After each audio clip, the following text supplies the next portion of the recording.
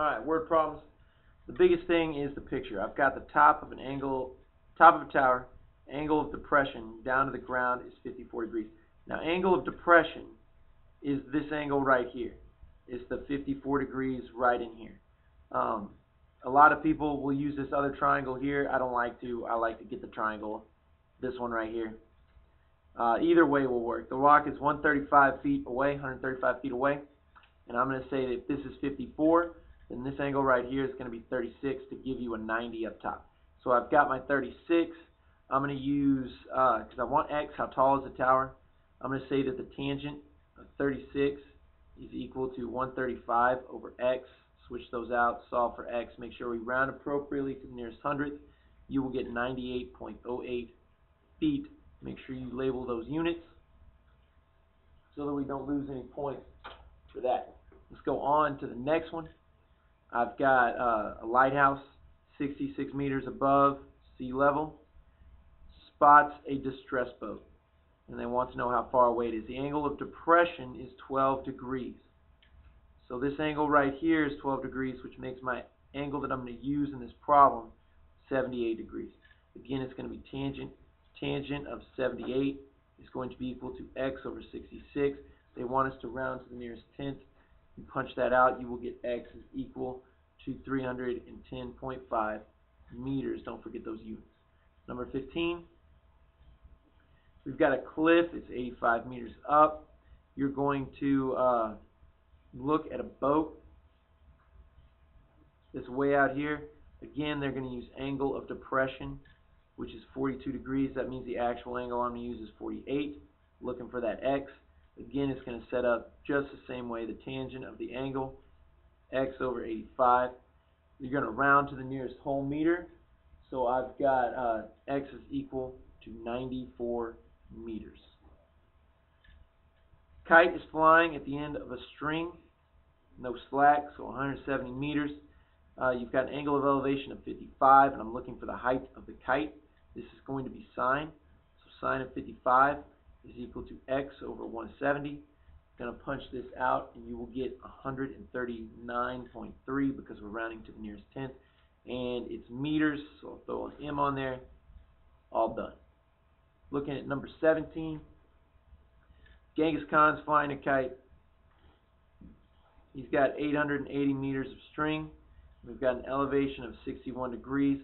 How far away is the enemy?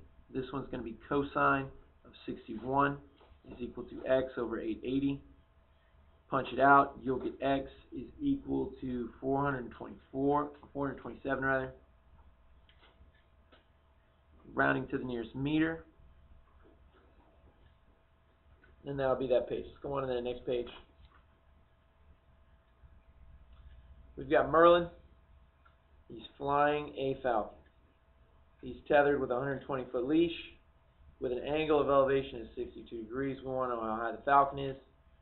So I've got a sine of 62 is equal to x over 120. So my x is going to be 98.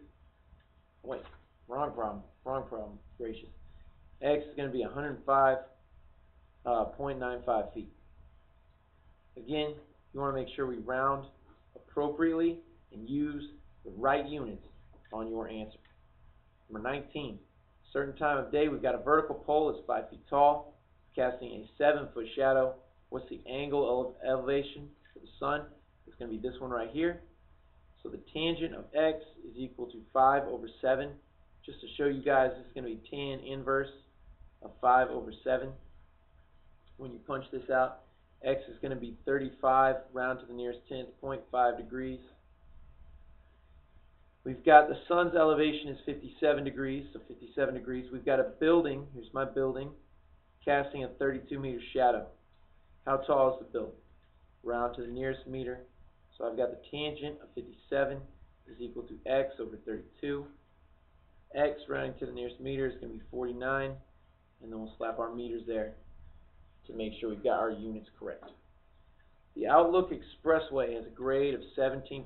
The way I do grades, 17% means we're going to rise 17 feet for every 100 feet that we go. So as a slope, I'm going to change percent to a decimal, and then from that decimal we change it to a fraction, 17 over 100. This is our slope, and that will allow us to make our triangle, over and up. Find the angle of elevation. So I've got x here, I'm going to use tangent, so the tangent of 17, or tangent of x rather, is going to be 17 over 100. I forgot to punch this bad boy out, so inverse tangent 17 over 100. We're going to get 9 point, round to the nearest degree, so 10 degrees. It's going to be my x.